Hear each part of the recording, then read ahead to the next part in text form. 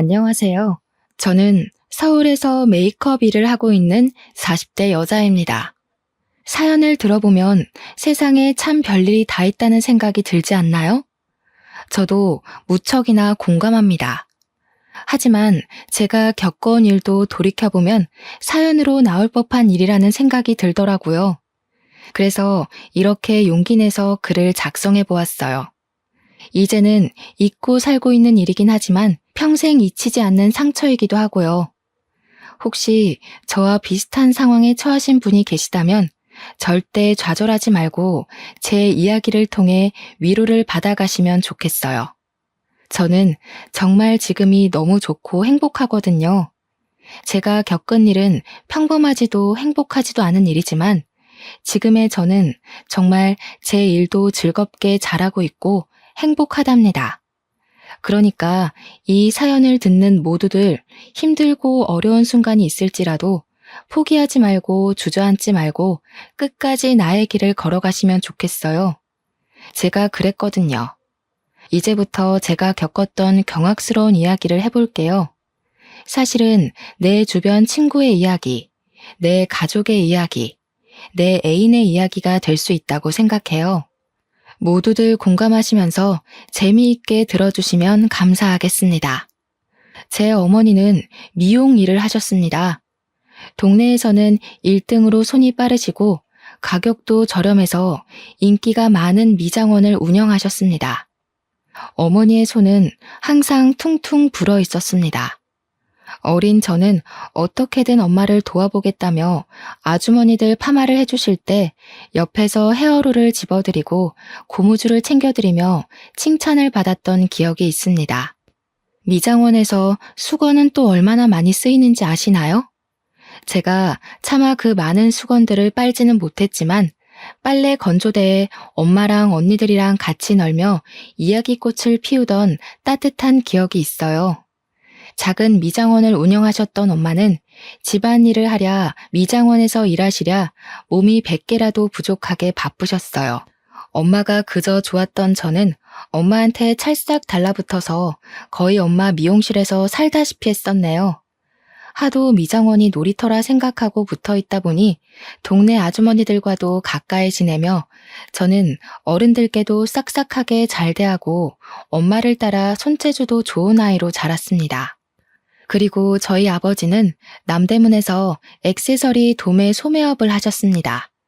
그래서 이른 새벽부터 늦은 밤까지 고생을 하시며 바삐 일을 하셨죠. 게다가 저희 아버지는 남대문에서 소문난 손 빠르고 발 빠른 제대로 된 장사꾼이라며 소문이 자자했던 사람이었어요. 하지만 아버지께서는 저희 가족들과 다정하게 시간을 보내지 못한 점이 지금까지도 아쉽다며 한숨을 내쉬곤 하시지만 누구보다 성실하고 가족들을 생각하셨던 분이라는 것을 저희 가족은 알고 있었죠. 그리고 제 위로 2명의 언니들이 있는데 언니들은 저와 나이 차이가 꽤 났습니다. 첫째 언니와 둘째 언니는 연년생이어서 어려서는 그렇게 많이 싸웠다고 하는데 성인이 되고는 둘도 없는 좋은 친구처럼 잘 지내고 저는 그 틈에 낄 수도 없어서 괜히 질투도 많이 했었답니다. 이렇게 사이가 좋은 2 언니는 나중에는 일도 같이 했어요. 각자 사회생활을 하면서 갖은 고생을 하다가 결국 안 되겠다 싶었는지 회사를 금방 때려치우고 같이 창업을 시작했습니다. 결혼 사업이라고 하죠. 옛날에는 소위 중매라고 했는데 요즘에는 결혼 매칭 플랫폼이라고 하는 결혼해줘 같은 업체의 시초라고 할 수 있는 일을 시작하게 되었습니다. 아무래도 어머니께서 미장원을 하시다 보니 동네 아주머니들끼리 서로 중매를 서주시고 실제로 결혼이 성사되는 모습을 자연스럽게 보고 자라서 그랬는지 언니 둘은 그렇게 사업을 시작했습니다. 저는 어려서부터 손재주가 좋은 편이었습니다. 그래서 나름 공부는 성실히 했었지만 제 손재주가 아깝다는 생각이 들어서 대학교 전공은 메이크업으로 정해서 일찌감치 메이크업 일로 돈을 벌었습니다. 대학 생활을 하면서 메이크업 일을 동시에 하다 보니 또래 친구들보다 사회 경험이 빠른 편이었습니다. 저는 그렇게 다양한 사람들을 많이 만나며 보고 배우며 성장해 갔습니다. 여느 날과 같이 저는 메이크업 일을 하고 있었습니다. 그날따라 저는 메이크업 출장을 결혼식장으로 가게 되었는데요. 그곳에서 운명의 상대를 만나게 되었네요. 다른 남녀의 운명 같은 날에 저의 운명도 이렇게 단정 지어질 거라고는 꿈에도 상상을 못했지만 말이에요. 저는 신부의 메이크업을 도와드리고 있었습니다. 결혼식 당일 새벽, 저는 하나하나 신중하게 오늘 누구보다 아름다운 신부일 수 있게 섬세하고 꼼꼼히 메이크업을 해드리곤 하죠. 그런데 사실 신부가 메이크업하는 자리에는 웬만하면 친정어머니나 남편 정도만 자리를 함께하는 경우가 많아요. 친정 언니들이라든지 가까운 친구가 찾아오기도 하고 같이 이야기를 하며 긴장을 달래주려는 경우도 있긴 하지만 말이에요. 그날의 경우 친정 오빠라는 분이 찾아오셨어요. 동생을 유달리 특별하게 생각했던 것 같아요. 여동생이 웨딩 메이크업을 하기도 전에 찾아오는 경우는 저도 일을 하면서 처음 보는 경우라 신기하긴 했어요. 너무 예쁘네, 우리 동생. 어쩜 공주님 같아. 최고다. 내가 봤던 모든 신부 중에 제일 예쁜 것 같아. 그래서였을까요? 괜히 눈길이 더 갔습니다. 저렇게 다정한 오빠도 있구나. 신기했습니다. 그분도 저에게 관심이 있었던 것 같아요. 여동생보다 더 앳되어 보이는 여자애가 웨딩 메이크업 담당 아티스트라며 열심히 화장을 하는 모습이 흥미를 끌었다고 해요. 원래는 메이크업 받는 본인이나 신부들과 주로 대화를 하며 메이크업을 완성하게 되는데 당시 웨딩 메이크업을 했을 때에는 신부님 오빠분이랑 더 신나게 이야기를 했어요. 여동생이신가 봐요. 정말 예쁘셔서 화장을 진하게 하지 않아도 신부 화장이 참 예쁘게 되네요. 그렇죠? 제 동생이에요. 메이크업 해주신 분도 예쁘신걸요? 민낯이신 것 같은데 아주 빛이 나시네요. 그것이 오빠와 첫 만남이었습니다. 결혼식은 예쁘게 잘 올라가게 되었어요. 결혼식 전후로 계속 수정 화장을 도와줘야 해서 제가 신부 측에 계속 붙어서 도와드렸었죠. 때마다 오빠분도 어디선가 나타나서 옆에서 제 관심을 끌기 위해 노력을 했던 것 같아요.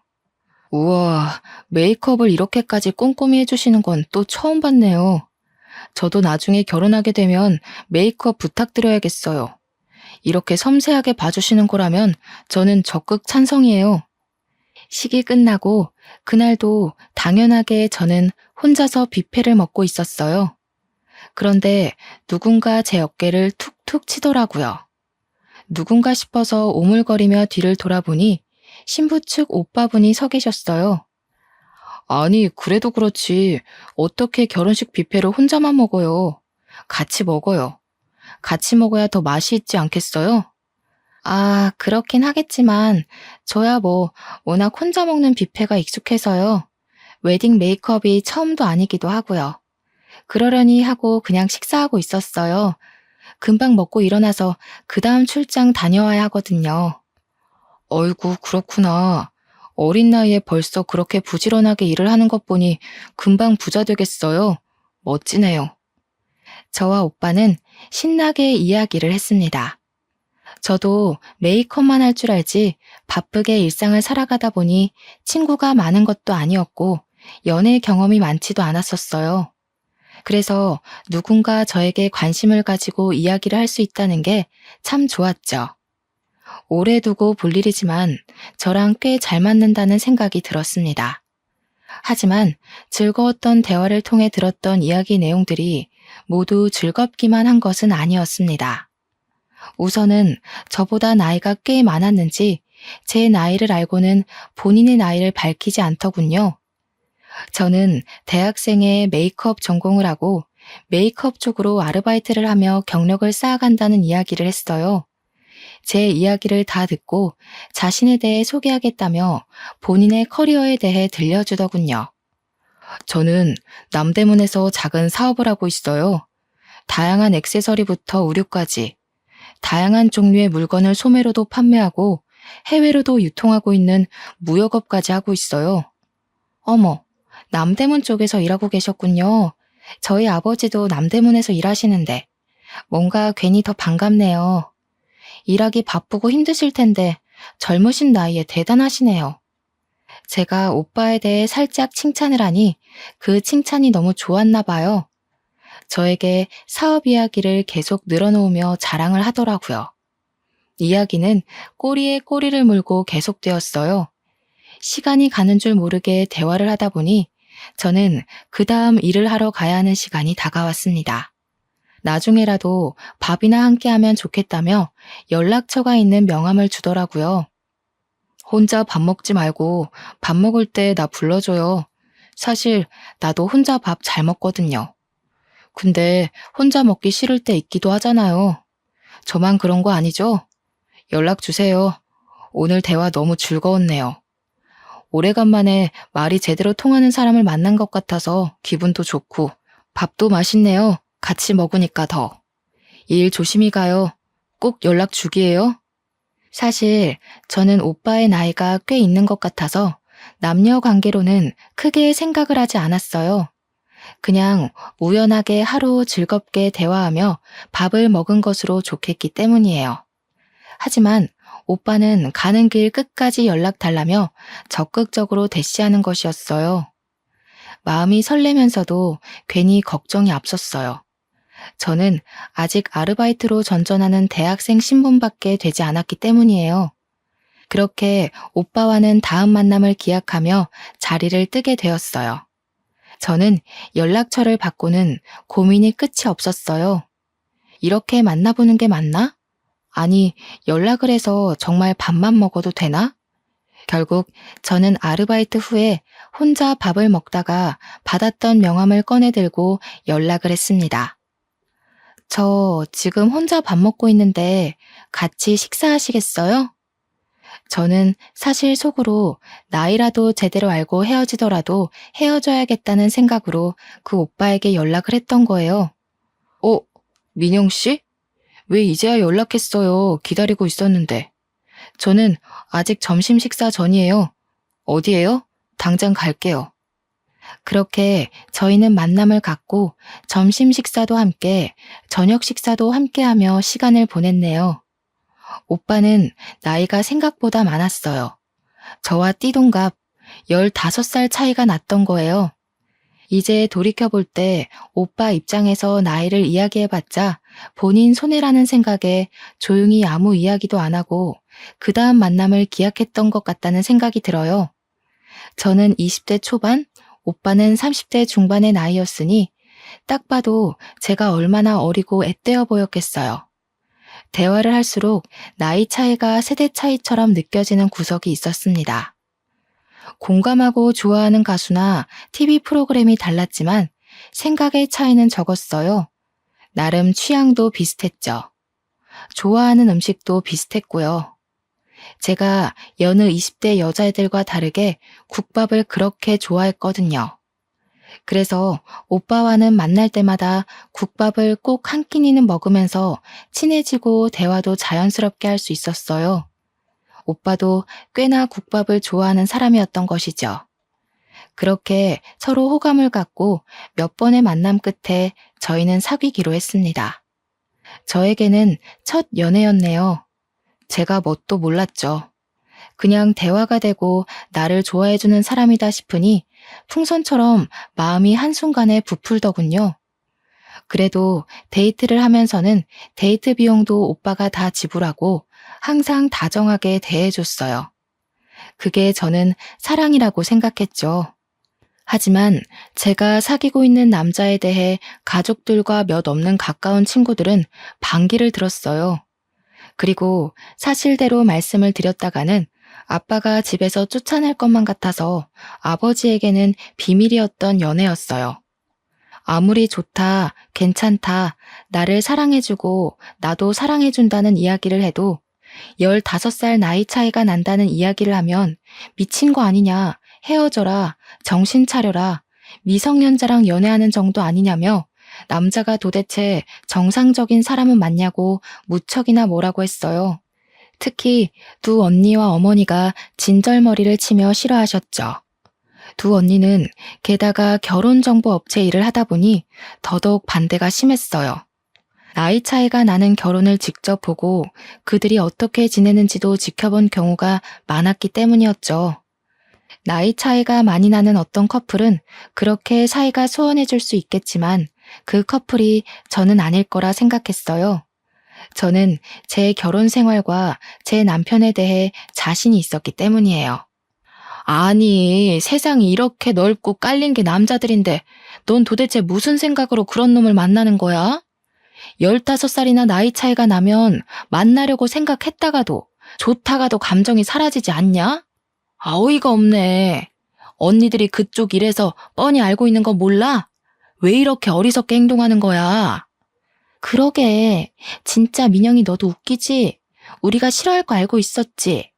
그러니까 나이 이야기는 쏙 빼고 있다가 시간 지나고 나중 돼서야 이야기를 하는 거 아니겠어?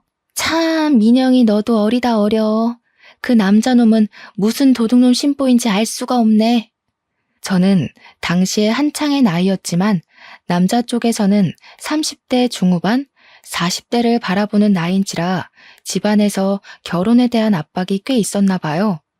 저는 결혼 생각이 전혀 없었어요.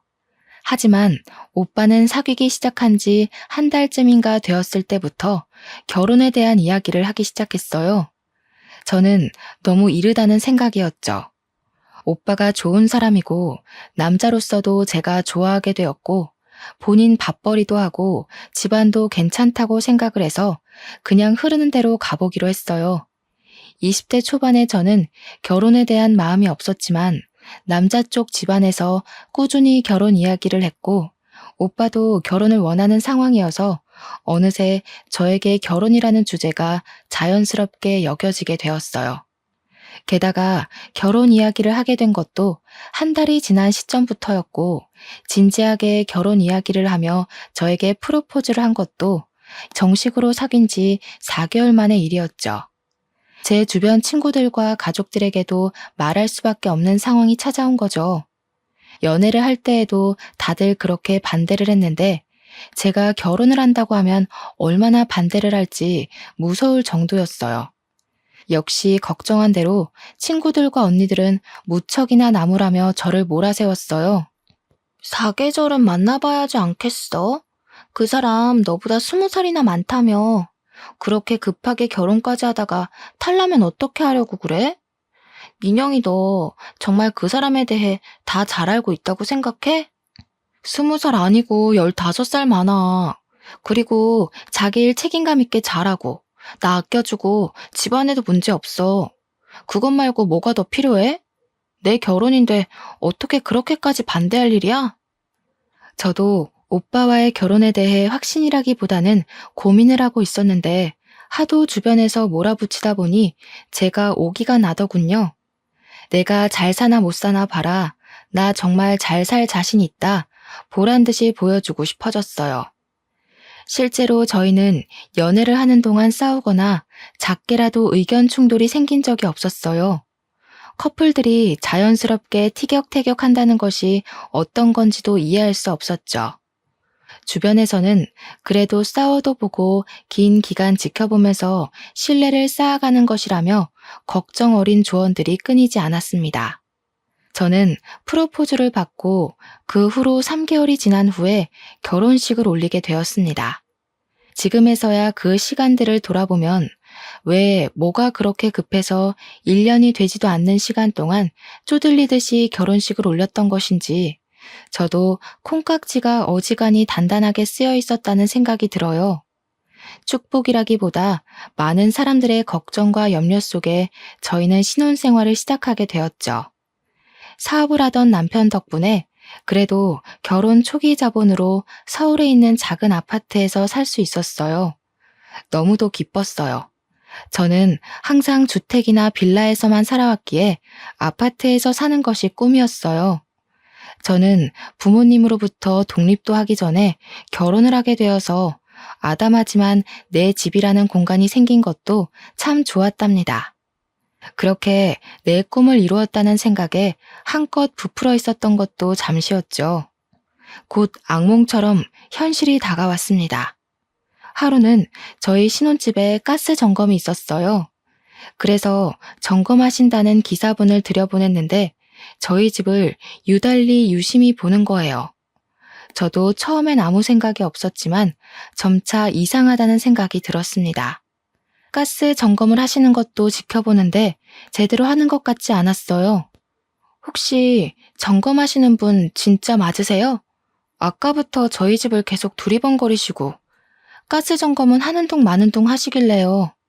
아, 네. 그럼요. 점검 나와서 점검하고 있잖아요. 빨리 끝낼게요. 본인이 점검을 한다고 하는데 덧붙일 말은 크게 없었습니다. 그래서 그냥 저는 집안일을 마저 했어요. 그런데 말이죠. 그 다음 그분의 행동이 더 이상했습니다. 저희 부부의 웨딩 촬영 사진이 거실에 크게 액자로 걸려 있는데 그 앞에서 사진을 뚫어져라 보는 것 아니겠어요? 괜히 찜찜하고 이상한 기분이 들었어요. 저기, 지금 뭐 하시는 건가요? 사진을 왜 그렇게 기분 나쁘게 쳐다보세요? 아니, 기분이 나쁘시다뇨. 저는 그냥 웨딩 촬영이 예쁘게 된 것 같아서 부러워서 본 것뿐이에요. 참 별것도 아닌 걸로 과민하게 구시네. 뭐 불안하고 찔리는 거라도 있으신가 봐요? 아니, 결혼한 지 얼마 안 된 사람한테 할 말이 있고 안 할 말이 있지. 무슨 소리를 하시는 거예요? 점검 다 하셨으면 어서 나가보세요. 진짜 세상에 별 이상한 인간들을 다 보네. 아니면 아닌 거지. 되게 예민스러우시네요. 그럼 이만 가보겠습니다. 남편분이 참 훤칠하시네요. 바깥으로 나돌 관상인데 내조를 좀 잘하셔야겠어요. 안녕히 계세요. 어머머, 이 사람 진짜 별소리를 다 하네? 어서 우리 집에서 나가세요. 가스 점검도 점검 나름이지. 뭐 이딴 사람들이 일을 하고 있어? 나가요, 어서. 당장 안 나가면 경찰에 신고할 거예요. 여자는 소름 끼치게 깔깔대며 웃었어요. 당장 나갈 건데 왜 이러냐며 손사래까지 치는 모습을 보였죠. 다시 생각해봐도 그 순간이 너무 끔찍하면서 당황스러운데 정말 소름이 돋네요. 그렇게 저는 그 순간이 그 여자와의 마지막 만남이라고 생각을 했습니다. 하지만 그 이후에도 저와 꽤 자주 마주치게 되었습니다. 분리수거를 하러 밖으로 나갈 때 퇴근 후에 같은 버스를 타기도 했고요. 어느 날은 아예 저희 아파트 현관 앞에서 저를 기다리기도 했습니다. 저기요, 저희 구면이죠? 죄송한데 무슨 일이실까요? 저 만나러 오신 거예요? 어머, 안녕하세요. 인사도 없이 그렇게 본론부터 말하면 섭섭하죠. 맞아요. 저희 구면이에요. 가스 점검 기억하시죠? 저도 이 동네 사는데 그때 친절하게 대해주시고 얼굴도 몇 번 우연히 보다 보니 친구하면 좋을 것 같아서 인사드리려고 기다렸어요. 아니, 뜬금없이 친구라고요? 무슨 자다가 봉창 두드린 소리 하시는 거예요? 목적이 뭐예요? 꼭 목적을 가지고만 사람을 만나나요? 너무 딱딱하시다. 오늘은 좀 놀라신 것 같으니 다음에 또 인사드릴게요. 괜찮을 것 같네요. 안녕히 들어가세요. 뜬금없는 친구 이야기에 당황스러웠던 저는 무서운 마음에 남편에게 상황을 알렸어요. 나이도 어려 보이는 젊은 여자가 가스 점검 기사님으로 일하는 것 같긴 한데 계속 눈앞에 나타나고 우연히 만난다. 그리고 오늘은 나한테 말까지 걸었다는 이야기를 했죠. 남편은 사색이 되며 진짜 조심해야 할 것 같다며 다음부터 그런 사람 만나면 절대 아는 척 하지 말고 말도 걸지 말라고 하더라고요. 미친 사람 같다며 여자 쪽에서 말을 걸더라도 그냥 피하는 게 상책일 것 같다고요. 신혼생활을 하며 그렇게까지 언성을 높이고 얼굴이 시뻘개지게 흥분을 했던 적이 없었는데 하도 잔소리가 길어지길래 알겠다고 안심을 시켰어요. 그날 이후로 저는 그 여자를 우연이라도 마주칠까 조마조마한 마음으로 지냈어요. 그럴 만도 하죠. 하지만 남편은 그날 이후로 저에게 언성을 높이며 저를 쪼아대기 시작했습니다. 그런 남편이 이상하게 느껴졌어요. 그렇게 사랑꾼이던 사람이 어느 순간 180도 변하는 모습을 보이니 배신감까지 들더군요. 또 이상했던 일이 있었습니다. 남편 휴대폰으로 모르는 전화번호가 꾸준히 연락이 오는 것이었어요. 아침에 기상을 할 때도 알람처럼 전화를 하고 저녁 식사 때에도 꼭 전화가 왔어요. 심지어는 자기 직전까지 전화가 울려대는 것을 봐야 했습니다. 같은 번호로 계속 연락이 오네? 아무리 거래처라고 해도 꼭두 새벽부터. 그리고 자기 전에 연락하는 건 너무 예의가 아니지 않아? 한마디 하면 안 돼? 너무 짜증나서 왜 전화는 안 받는 거냐고 물어봤어요. 남편은 거래처 사람 연락인데 컴플레인이 과하다며 둘러대더군요. 남편의 사업 문제만 아니어도 그냥 차단을 해버리는 건데 차단을 할 수도 없는 상황이라 그냥 특이한 거래처 사람이겠거니 넘어가려 했습니다. 하지만 그 후로 남편은 계속 이상했습니다. 제가 느꼈던 가장 큰 변화는 핸드폰 비밀번호를 바꾼 것이었어요. 남편의 비밀번호는 헷갈리고 귀찮다며 0000 이렇게 4자리를 썼습니다. 그리고 휴대폰에 크게 비밀이랄 것도 없었어요. 하지만 어느 날부터인가 다른 비밀번호를 쓰고 있더라고요. 여보, 비밀번호 바꿨던데? 왜 바꿨어? 귀찮다면서. 아, 그냥 도난이라도 당했다가 괜히 일나면 복잡해지잖아. 이런 핑계를 다 대더라고요. 의아했지만 그냥 애써 넘어가려 했습니다. 저는 메이크업 일을 꾸준히 했기 때문에 개인 스케줄이 들쭉날쭉했습니다. 그날도 출장 메이크업이 있는 날이었어요. 제가 나갈 채비를 다 하고 집 밖으로 나갔다가 지갑을 두고 와서 다시 집에 들어갔었는데 남편이 누군가와 통화를 하고 있더라고요. 그래서 조용히 엿들었어요. 나갔어. 진짜 나갔다니까. 그래. 알겠어용. 곧 보자. 나도 보고 싶어용. 나갔다는 건 아무래도 제 얘기겠죠. 그건 아무렇지도 않았습니다. 하지만 콧소리를 흥흥거리며 애교 섞인 이야기를 하며 누군가에게 보고 싶다고 속삭이는 남편의 모습은 저도 난생 처음 봐서 까무러칠 뻔했습니다. 아무래도 남편한테 비밀이 있다는 안 좋은 예감이 들었어요. 지금 아는 척을 해야 하나, 나중에 크게 제대로 잡아야 하나, 순간 고민이 들더군요. 하지만 이내 아니겠지, 제 마음 편하자고 넘어가려 했었네요. 그렇게 저는 일을 하러 나왔습니다. 조용히 남편에게 들키지 않고요. 하지만 제가 죄를 지은 것도 아니고 잘못한 것도 하나 없는데 집에서 들어가고 나가는 것도 눈치 봐야 하고 남편의 덜미를 어떻게 잡아야 하는지 고민을 하는 상황도 너무 열이 뻗치더라고요. 하루 종일 머릿속을 떠나지 않았어요. 남편이 다른 여자와 뒹구는 모습까지 상상이 되니까요. 끔찍했어요. 차라리 현실을 마주하고 끝내려면 빨리 끝내버리는 것이 낫겠다는 생각이 들었어요. 제 생각이 확고해진 계기가 있었습니다. 여태 한 번도 없었던 해외 출장을 간다는 것이었어요. 신혼 1년도 지나지 않았는데 어떻게 이럴 수 있는 거지? 정말 눈물이 핑 돌더군요. 아무리 좋게 생각해보려 해도 쎄하다 싶고 이상하다는 생각이 계속 끊이질 않았어요. 그렇게 언니들한테 조언을 구했습니다. 언니는 난리를 치면서 남편 머리채를 뜯어놓고 말겠다며 무지하게 화를 냈어요.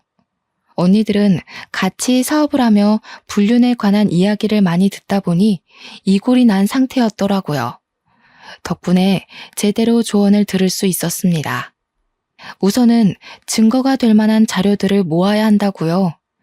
그냥 화가 난다고 화를 내지르는 게 답은 아니라고 하더군요. 그래서 증거 수집을 위해 저와 언니는 고민 끝에 사설 탐정분을 고용하기로 했습니다. 증거 수집을 제대로 해야 하기 때문에 너무 놀라거나 당황스럽다고 피하시면 안 됩니다. 저는 사진을 계속 찍을 거예요.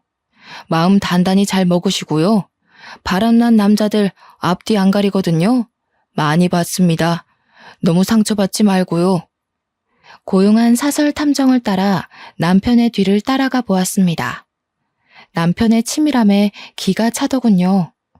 우선 차량부터가 남편 소유의 차가 아니라 렌터카로 빌려 타더라고요.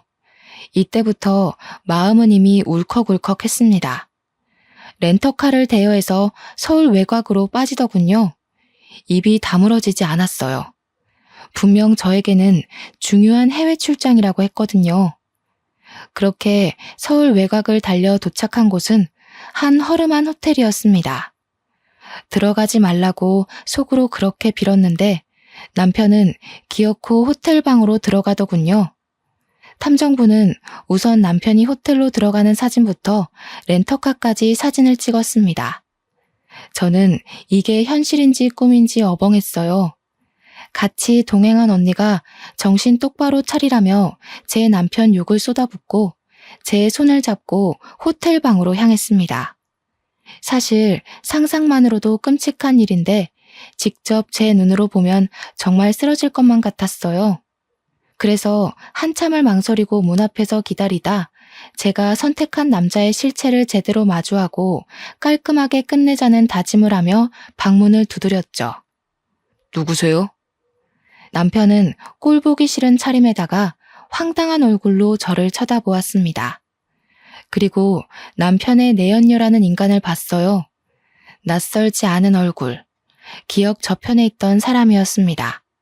아니, 여보, 저 여자 나한테 무시하라고 했던 여자잖아. 그게 아니라 할 말이 없다. 미안해. 내연녀는 저희 집에 가스 점검이라며 들어와서 구경을 하고 웨딩 사진을 그렇게 유심히 보던 여자. 길에서 버스에서 우연이라기에 너무 자주 마주쳤던 여자. 나와 친구를 하고 싶다며 먼저 이야기를 걸었던 그 여자였습니다. 기가 차고 어이가 없더라고요. 다리에 힘이 풀려 주저앉았습니다. 처음엔 믿기지도 않고 하도 어이가 없어서 눈물이 나오지도 않았어요. 그냥 현실이 아니라고 부정을 했었죠. 옆에서 제 언니는 내연녀의 머리를 쥐어뜯기 시작했습니다. 그리고 사설 탐정은 계속 셔터를 누르며 사진을 찍었습니다. 남편과 내연녀는 뒤엉킨 채 서로만 감싸 안았습니다. 부끄러운 줄 알았다면 제 눈앞에서 도망쳐야 하는 게 맞지 않나요? 게다가 되려 저희한테 소리를 고래고래 지르며 뭐 하는 거냐고 욕을 하더라고요. 적어도 남편이라는 사람은 저에게 미안하다는 이야기를 할 줄 알았어요. 하지만 바람을 피우면 원래 이렇게 간이 커지고 이기적이게 되는 걸까요? 아니면 이기적이고 못된 사람들이 바람이 나는 걸까요? 어떻게 저한테 미안하다, 잘못했다 한마디가 없었을까요? 정말 무릎을 꿇고 싹싹 빌어도 용서를 해주지 않을 판에 다시 생각해도 괘씸해 죽겠네요. 알고 보니 제 남편 여성 편력이 아주 대단하고 화려했던 과거를 가지고 있던 사람이었더라고요. 30대 중반의 남자가 저만 만나진 않았겠죠. 저도 그 사실이야 알고 있긴 했는데 이 정도일 줄은 몰랐어요. 노래방 도우미 여자부터 대학생, 거래처 사람 등등 도대체 세려야 셀 수 없을 정도로 많은 여자들을 만나왔더라고요.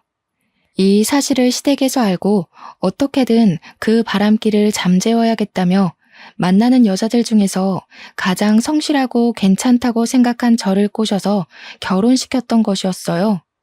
하지만 시댁의 바람은 그저 바람이었던 것이었죠. 남편의 바람기는 잠재워지지 않았고 자기 성격 못 이기고 이리저리 여자들 만나며 그렇게 휘두르며 살았던 거예요. 이 모든 일이 신혼 1년이 안 되어서 일어난 일이라니 저도 말씀드리면서도 믿기지가 않네요. 그리고 내연녀와는 무슨 관계이고 언제 어떻게 만났으며 왜 결혼을 했음에도 더러운 관계를 유지했느냐고 물었어요. 남편의 대답이 더 기가 찼죠.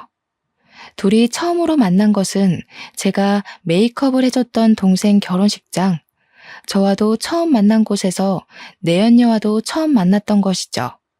기가 막히는 상황에 어이가 없어서 이 얘기를 들어야 하나 말아야 하나 고민이 되었지만 얘기나 들어보자는 마음으로 이악 물고 얘기를 들었습니다. 남편이 설명하는 내연녀의 실체는 여동생의 결혼식장에서 만났던 여동생의 친구분이었다는 거예요. 저와 그렇게 연애를 시작하고 만나는 동안에도 여동생 친구라는 사람을 동시에 만나왔던 것이더라고요. 이걸 눈치도 채지 못했던 제가 어찌나 바보같이 느껴지던지요. 뭐라고? 그러면 신우는 이 상황을 알고 있어? 자기 친구랑 오빠랑 바람났다는 것을? 알고 있긴 해. 근데 참 상황이 어려웠지. 이렇게 말끝을 흐리는데 진짜 엎어치기를 하고 싶더라고요. 똑바로 설명 좀 해보라고 해서 들어보니 신우는 저보다 자기 친구와 사귀고 결혼까지 하는 것을 더 원했더라고요. 참나, 이런 사실도 제대로 모르고 있었는데 제가 시댁 식구들한테 잘하는 모습을 보고는 얼마나 기가 차고 웃겼을까요? 제대로 비웃음거리가 된 기분이었어요. 알고 보니 시댁 식구들은 제 남편이 저와 동생 친구, 이렇게 두 명과 양다리를 걸치고 있었다는 것을 이미 알고 있었던 거예요. 게다가 우리를 만나면서도 중간중간 다른 사람들을 만나는 것도 있었고요. 그런 건 당연스럽게도 눈을 감아줬던 거죠. 머리가 깨지는 기분이었어요. 도대체 이런 상황이 말이나 되는 건가 싶어서요. 그래도 결혼식까지 올리고 도장까지 찍었으면 관계 정리를 해야 하는 거 아니야? 제정신이야? 미친 거야? 나한테는 두 명 다 사랑인데 어느 쪽을 택하고 어느 쪽을 포기하겠어. 그래서 난 두 명 모두를 택한 거야. 이런 정신 나간 이야기를 하더라고요. 둘 다 사랑해서 둘 다 택했다. 그래서 본인은 당당하고 자랑스럽다는 이야기라도 할 수 있는 걸까요? 무슨 말도 안 되는 소리 좀 하지 마. 길거리 나가서 지나가는 개한테 물어봐도 이런 식으로 대답하지는 않아. 저도 제 할 말은 해야 했습니다. 저도 제 인생 걸고 20대 초반의 나이에 나이 차이 많이 나는 남자와 결혼을 한 거잖아요. 제 삶이 아깝고 제 시간이 안타깝고 제 창창한 20대 인생을 날려먹었다는 생각에 분이 차올랐습니다. 어머, 저한테도 말 좀 걸어주세요. 저랑 초면 아니잖아요. 저번에도 인사했을 때 되게 까칠했는데 그 성격 여전하시네요. 그러니까 남편이 도망 나와서 이렇게 저랑 놀죠. 신혼이라면서 남편 관리가 이렇게 안 돼서 쓰나? 바람이 당당하고 책임 전가를 저에게 하더라고요. 그 더러운 연놈들 때문에 흘리는 눈물이 아깝고 치가 떨렸어요. 그래서 저는 제가 해야 할 일을 하기로 마음먹었습니다. 나쁜 놈에게는 나쁜 놈에게 맞는 대우를 해야겠다는 생각뿐이었어요. 분이 가시지를 않았죠. 그래서 저는 남편 놈이 행했던 만행들을 손편지로 하나하나 다 적었습니다. 그리고 불륜 현장에서 찍은 사진들도 모조리 프린트를 해서 편지와 함께 수백 장 복사를 했습니다. 남편이 일하는 곳은 남대문이었죠. 아버지께서도 일을 하시는 같은 동네였기 때문에 저는 아버지께서 모든 사실을 알게 되시고 남편을 쫓아가 때리실 수도 있다는 가능성까지도 염두에 두고 일을 진행했습니다. 남대문은 새벽부터 붐비고 바쁘게 움직이죠. 저는 그것보다 더 일찍 일어나서 움직이고 실천에 옮겼습니다. 시장 사람들 정말 많죠. 우선은 상인분들을 한 분 한 분 찾아뵈면서 제가 프린트한 손편지와 사진을 정성스럽게 전해드렸습니다. 어머머, 세상에 어떻게 이런 일이 있다냐? 미친 거 아니냐? 아주 돌았나 봐. 남자 여자가 쌍으로 돌았네 그려. 어떻게 민영이 같은 저자를 두고 바람이 나도 저렇게 단단히 바람이 났디야? 그니까 말이여. 민영이 마음고생 많았다. 저런 쓰레기 같은 놈 쳐다보지도 말어라. 세상에 좋은 남자도 많고 안 만나도 민영이는 혼자서도 멋지게 잘 살 수 있다. 그놈 같은 인간은 빨리빨리 쓰레기통에 처박아 버려라. 다들 무척이나 안타까워하시면서 저를 위로해 주시더라고요. 감사했습니다. 남편이나 내연녀가 미안해하지도 않고 배째라식으로 나왔던 태도에 받았던 상처들 많이 치유받을 수 있었습니다. 그리고 저는 남대문에서 오랫동안 장사해 오셨던 아버지 딸이라는 것도 다들 알고 계셨고, 특히나 건물주 분께서 상황을 딱하게 여기시고 저와도 일면식이 있는 사이인지라 제 편지와 사진들을 건물 내 공지란에도 붙여주셨어요. 아버지도 결국 이 모든 상황을 아시고는 그날 바로 남편 회사에 쫓아가서 남편의 뺨을 제대로 후려쳐 주셨어요. 제가 그 장면을 봤어야 하는 건데 아쉽게도 직접 보지는 못했네요. 제 조력자인 두 언니를 통해 아빠가 그렇게 멋지게 뺨을 날리는 것을 처음 봤다며 자랑스럽게 전해주는 이야기를 통해 알게 되었어요. 그렇게 남편은 제대로 망신살이 뻗치게 되었습니다. 결국 운영하던 회사 사람들도 제 편지와 사진들로 모든 상황들을 알게 되었죠. 그리고 남편의 회사에서는 급하게 주주총회를 열었고 그 자리에는 남편이 초대받지 못했습니다. 그 자리는 회사 대표를 교체하는 자리였었죠. 중요한 주주총회에도 초대받지 못했던 제 남편은 결국 대표직을 박탈당했습니다. 한마디로 잘리게 된 거죠. 그렇게 남편은 남은 것 하나 없이 빈털터리가 되었습니다. 이후 어떻게 지내나 괜히 궁금해서 수소문해보니 주주총회에서 잘리고 대표직 잃고 돈도 잃은 채로 궁하게 살았다고 하더라고요. 그 길로 저는 남편과 결혼한 지 1년도 채 되지 않은 시기에 이혼 서류에 도장을 찍었어요. 현재는 제 일을 맘껏 실컷 자유롭게 하며 메이크업 아티스트로 성공해서 강남에 숍도 차리게 되었습니다. 정말 더 열심히 살기 위해 이를 갈았어요.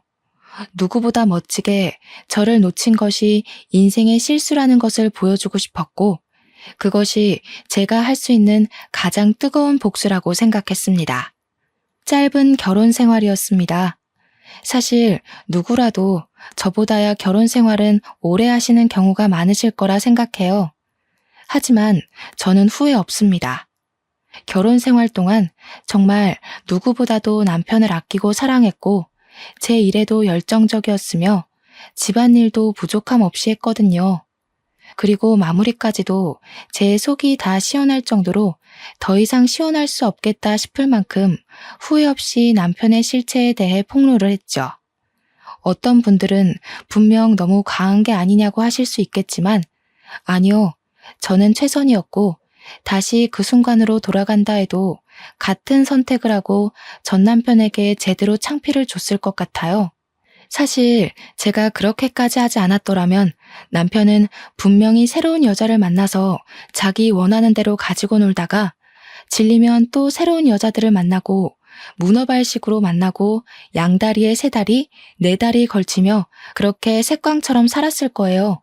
그리고 어떤 분들은 바람에 대해 눈 감고 넘어가는 경우도 있을 거라 생각해요. 저도 존중하고 이해합니다. 사실 저에게 아이가 있었다면 이렇게까지 악랄하고 제대로 복수를 하지는 못했을 것 같아요. 제 남편이긴 하지만 아이의 아빠란 역할도 무시할 수는 없기 때문이죠. 제 이야기 끝까지 경청해 주셔서 감사합니다. 제가 말씀드린 전 남편 같은 놈 절대 마주치지도 엮이지도 않길 진심으로 기원해요. 모두들 좋은 인연들만 주위에 가득하시길 응원하겠습니다. 항상 행복한 일들만 가득하시길 바랄게요. 감사합니다. 오늘도 좋은 하루 보내세요.